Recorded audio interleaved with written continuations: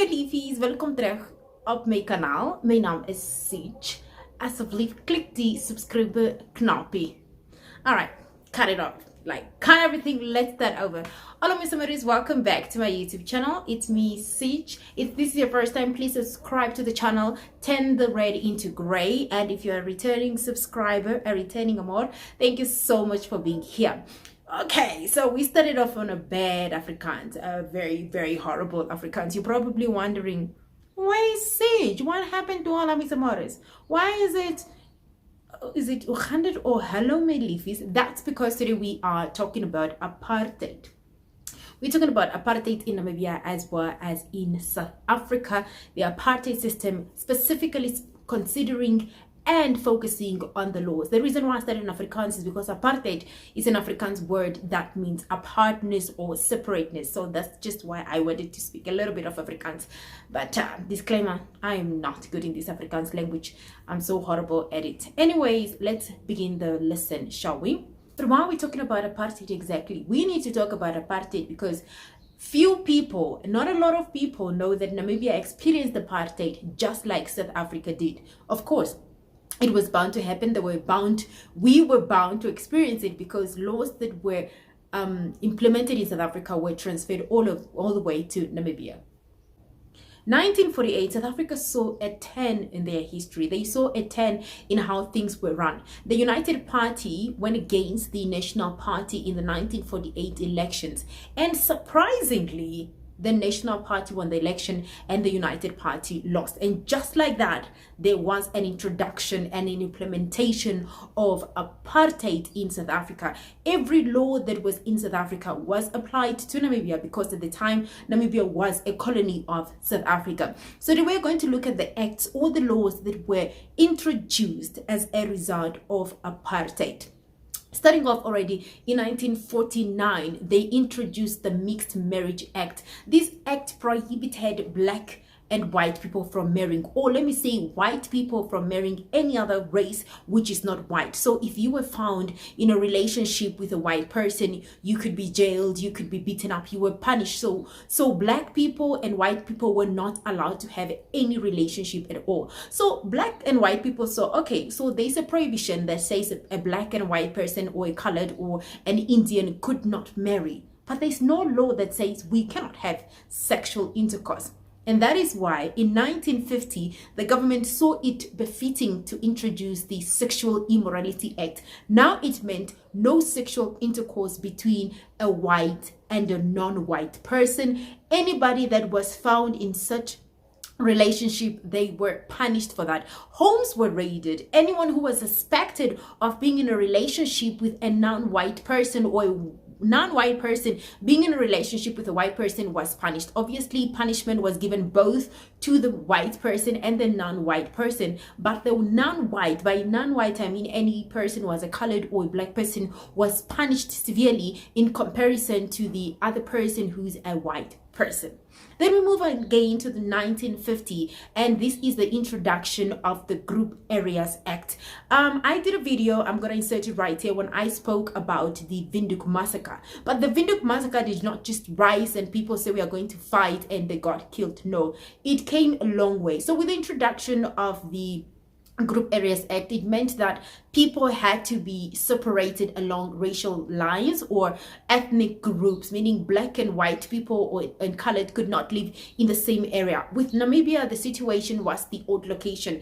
In the old location, everybody lived there. Damaras were neighbors to Hereros, to Vambus, to Caprivians, you name it. But then the South African government said that they were going to move and group people according to their tribes. This is to protect them. That's what they said. But in reality, it was not to protect them, because if there's one thing they did, they separated them. They tried to break this bond. They tried to break the connection that black people could no longer work together. So people were forcibly removed from the old location and moved all the way to Katutura. Of course, I said they did put up a fight, which then resulted into the Windhoek massacre of 1959.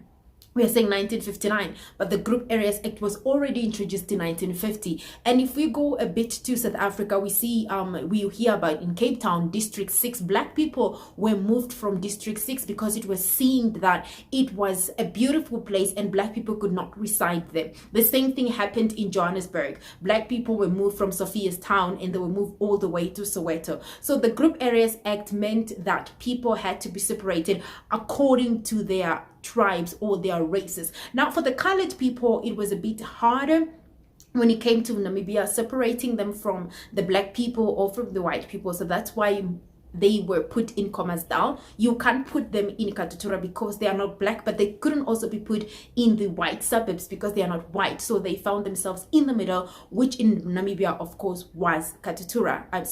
Which of course in Namibia was Kommersdal. I just want to put up a statement that one person said. A person was actually there during the time of the allegation. The person said, if you were saying the separation is to protect tribes, then why is that not being done for the white people? Why are white people just considered as a white tribe and not separated? So this simply means that it was not really for the protection or for the development of these towns that they were going to be moved to, but rather it was a thing of this place was too good for the black people to live. Now, another act was the Population Registration Act of 1950 that made it possible for Namibians to register. You had to register yourself that you were either a black person, you were either a white person, or you were either a colored. Now, it also made it a little bit difficult for people that, you could not really classify them either if they were black or white or colored. So they would use humiliating ways to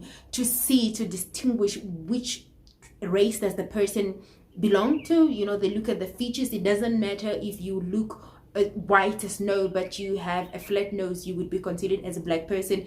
It didn't matter if you had straight long hair, but if your color is not going to be looking a bit white, then you were going obviously to be classified as a colored. They also would use the pencil method or the pencil test, whereby a pencil was inserted in a person's hair. If it falls out, you were either colored or white, but if it got stuck, you were then considered as a black person. And this separated, and people, you find that there were parents that were considered white, but their children are considered colored or they are considered black, which then resulted in them being put in different places.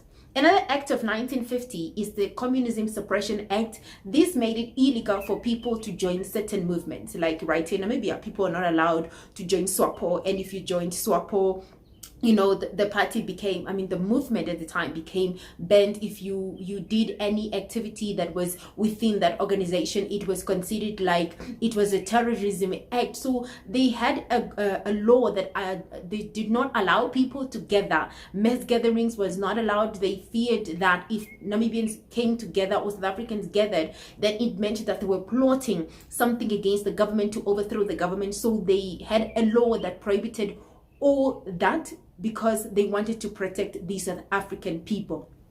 The next act I'm going to be talking about is one of the acts that was hated the most. Most people in South Africa as well as in Namibia hated it, and that is the Pass Law Act of 1952. Now, the Pass Law Act of 1952 said that any person that was from the age of 16 beyond, they had to carry a passbook. At the time, they called it a dompas. Now, the dompas looked like a passport, but the only difference is that it had more pages and it had all the information about that person, where they were working, their age, where they were from, permission to be in a certain area. As I said, with the Group Areas Act, people were separated. People were divided according to their races, according to their tribe. So if you were an Oshiwambo speaker and you were found in Damara Lokasi, you had to justify why are you there. So you had to carry your dompas at all time. Failure to do so, you could be imprisoned, you could be punished, whatever way the police felt that would be befitting to punish you, they could do that. So if you lost it, if you misplaced it, or if you forgot it, that's on you. So they had to carry it at all times, and it made them look like they were illegal people in their own country. So a lot of Namibians as well as South Africans hated it. Now, South Africans hated it so much to the point that they came up with a defiance campaign, which meant that they decided that wherever they were going to leave their dompas home. They would not carry it at all time. And then again in the 21st of March 1960, the black South Africans decided to go to Sharpeville, specifically to the police station, and they said they were going to burn those passbooks in front of the police. Of course, it turned bloody. It was not a very good event, because at the end of the day, that resulted in the killing of about 69 people died at Sharpeville, and also about more than 180 people were wounded as a result of them defying or going against the Pass Law Act. So it was really, really hated by a lot of people. And then also came the Curfew Proclamation Act as well, which said that Namibians or South Africans had to be home at a certain time. So when it was 7 p.m., everybody had to be at home. And if you were found in the streets, or you were found somewhere and you did not have permission to be there, then you were imprisoned, you were beaten up. And with these proclamation, with this Pass Law Act, as well as the Curfew Proclamation Act, resulted in about 300,000 Namibians and South Africans being jailed every single year. The next law, or the next point that I'm now going to focus on, is the Bantu Education Act of 1953. With the Bantu Education Act came two different education systems for black people as well as for white people. Now, the South Africans, or the white South Africans, believed that black people did not need academic education. No, they only had to be taught how to be obedient, how to be diligent, how to be respectful, how to follow order, and how to be punctual. All right, they had to learn about culture, they had to learn about agriculture, but they believed that a black person was not needed in other fields. So they only received education until standard 3, or what they called currently grade 4. They could only go until primary 4 or standard 3. Beyond that, they did not go there, because the white South Africans believed they only needed to know a little bit of literacy, as long as they could read and write, or as long as they could communicate with their masters at the time, as they were called, the masters. So with the Bantu Education Act, meant that black people's education was not compulsory at all. It was not compulsory. They could it was not compulsory to the point that they had to pay for their own education. The government allocated funds towards the education, but here's the catch: the government only allocated funds depending on how much they taxed the black people. So if they did not get enough tax from the black people, they will not be able to fund them. So this resulted in a lot of black people dropping out of school, because they're like, what's the use of going to school if at the end of the day I cannot become what I want to become? Education for white people was compulsory, and it was actually free. And also the syllabuses were just different. There were separate schools for black people as well as for white people. So this saw that a lot of Namibians found themselves going to study outside. They escaped to go and study in other countries. But the Bantu Education Act really made it difficult for Namibians to learn and to become to take up different careers, and they were only taught in Afrikaans or in English. And then talking about Afrikaans, we learn about the incident of 16th June 1976 that transpired in South Africa, because the students in South Africa were tired of being taught in Afrikaans. They wanted to be taught in English or in their vernaculars, which then obviously resulted again in the killings of young people in South Africa. But that was the Bantu Education Act of 1953. The next act that I skipped is the separate Amneties Act of 1952, that meant public places transportation was also separated.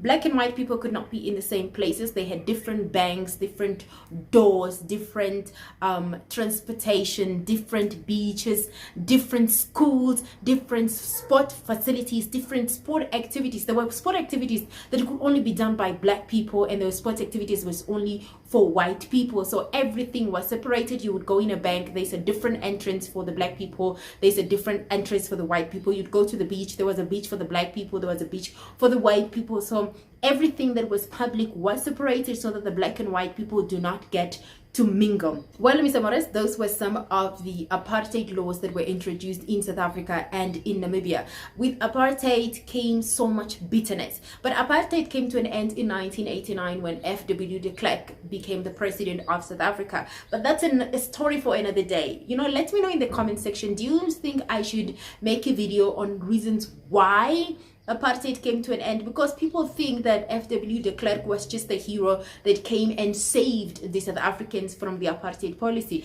But if you have to read and find out the reasons behind it, even you, if you were in his shoes, you would have given up apartheid. But at the same time, I also want to focus on reasons why South Africa changed its direction in Namibia and ended up giving Namibia its independence. So please, I'm gonna put out a poll. Do vote which video you want me to do next. Do you want me to talk about reasons why apartheid ended in South Africa, or do you want me to talk about reasons why South Africa changed its direction in Namibia? Thank you so much, Miss Amores. I hope this video was helpful to you in any way, for your academics, for your own knowledge. You know why you're watching this video. And if you're watching the video and you've come all the way until now and you did not click the subscribe button, come on, what are you waiting for? Click the subscribe button, turn that red into gray, and become part of the Amores family. Again, I thank you so much, guys, for your support. Remember to leave a comment in the comment section, share the video, and of course, like this video. You never know, if you share the video, you might just be helping a student out there who needed this information. Thank you, Miss Amores. I'll be seeing you next time. From Miss Switch, it's adios, Miss Amores.